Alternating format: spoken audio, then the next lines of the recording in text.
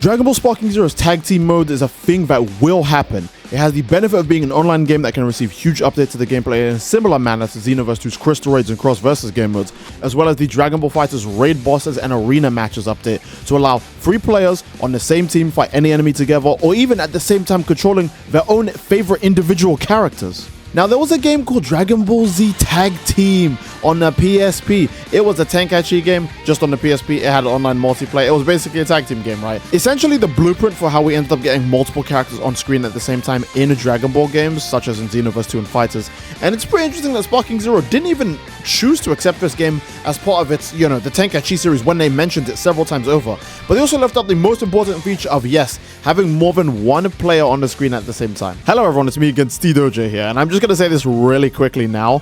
Do you guys think that Tenkaichi Tag Team's tag team feature should have been in Sparking Zero?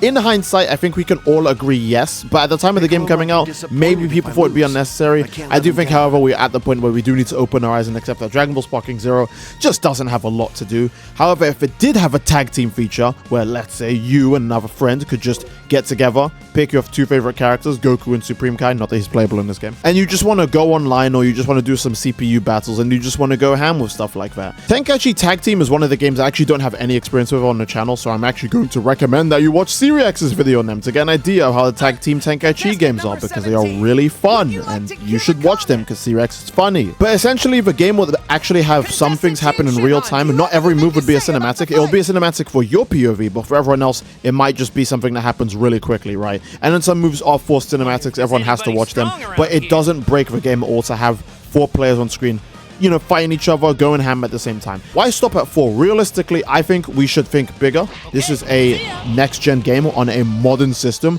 You could go 3v3. It could be tag team, but 3v3. I would love if you could have a Goku, Vegeta, and Gohan on the team, fighting someone else's, like, I don't know, Z Broly, Super Broly, and Omega Shenron, right? I think that would naturally be fun. Sparking Zero would be objectively better of a game, I think, if you could have these huge rosters. Because again, the game has an enormous roster, but the thing is that the enormous roster does not get used. Everyone just picks their favorite characters. However, if you put a tag team feature in the game and everyone has to share DP with each other in a team battle, whether it be online, just playing with friends, or it's in a ranked match, then you would actually see some, not only just character variety, but you'd see some great funny moments too. Again, I know some people might complain about balance, but part of the thing about being, a video game is that you are supposed to be fun. I think you could sometimes forego stuff making sense or having balance in exchange for them being fun.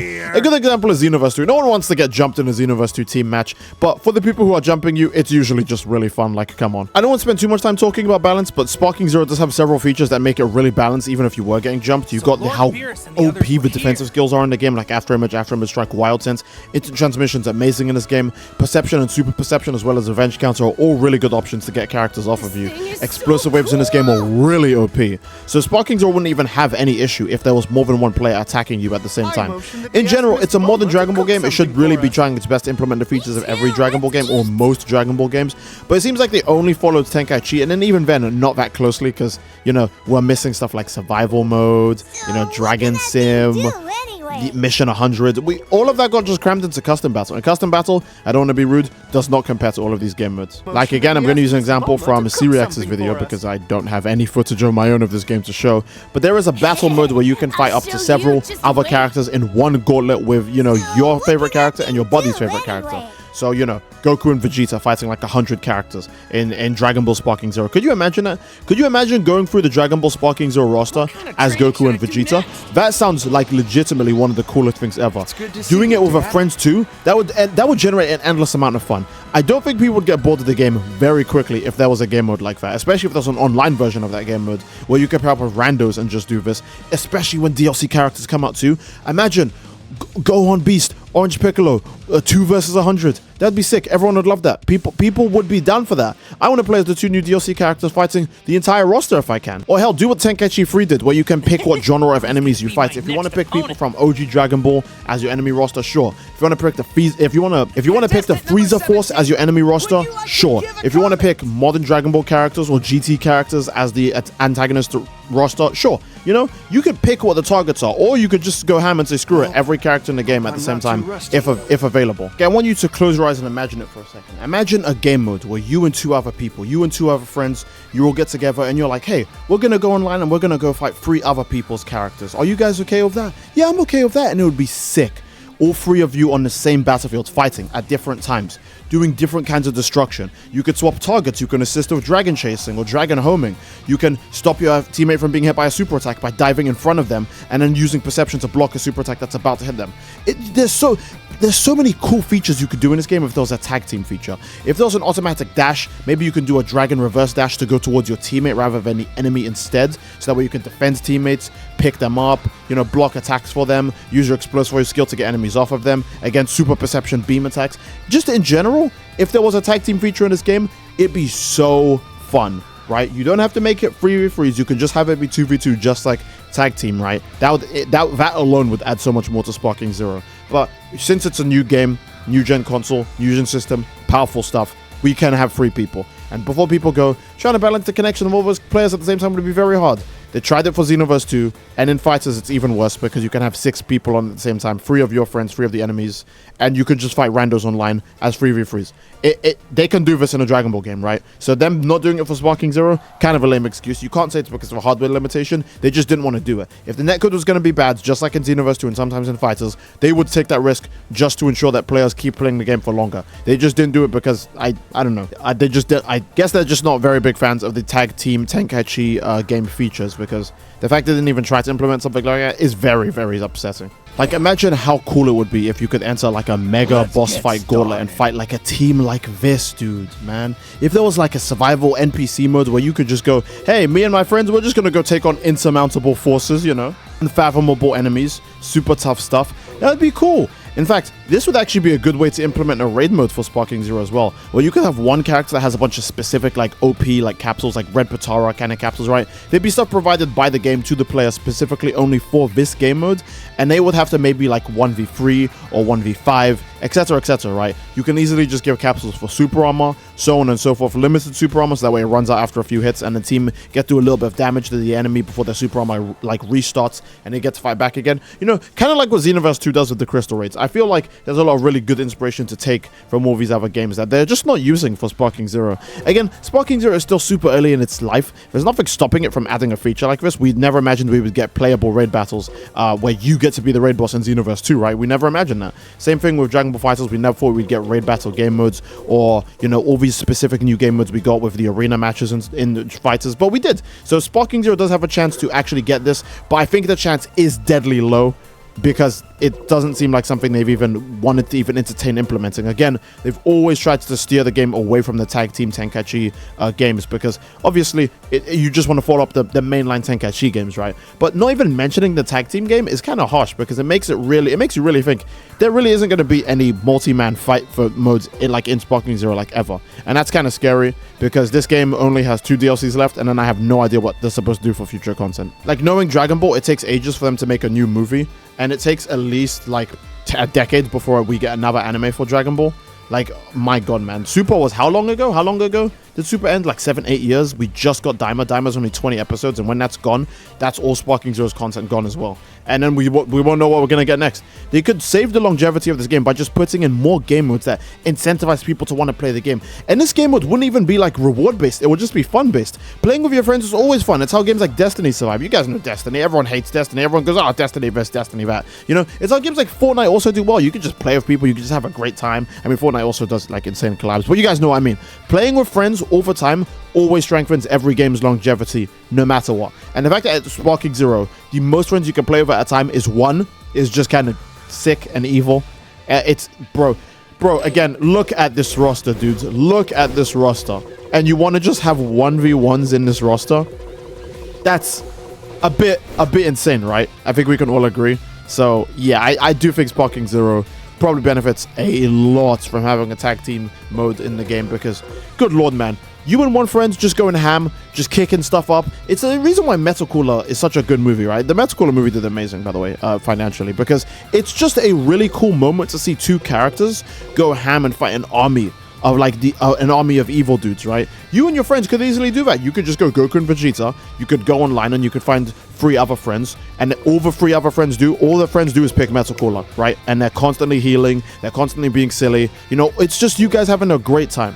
That could happen in Sparking Zero, but they prioritize the competitiveness of the game way more than the enjoyment of the game. You could tell with all the systems that are in ranked, all of the different balancing and features that go into the ranked of the game. Again, I'm not saying that you shouldn't balance the game, but the game does actually take balancing very seriously. It does feel like the game wants to be taken seriously as like a competitive fighting game, when I don't think they should aim for that. Xenoverse didn't aim for that, and it didn't make the game any better, to be fair. But Sparking Zero should be aiming to be more of a fun game. They've already made, what, 5 million in sales for Sparking Zero. They can easily, I'm not saying that they should, you know, take huge financial losses, but they can easily just take a risk of going, hey, what if we just implement a feature that makes players want to play with each other more often?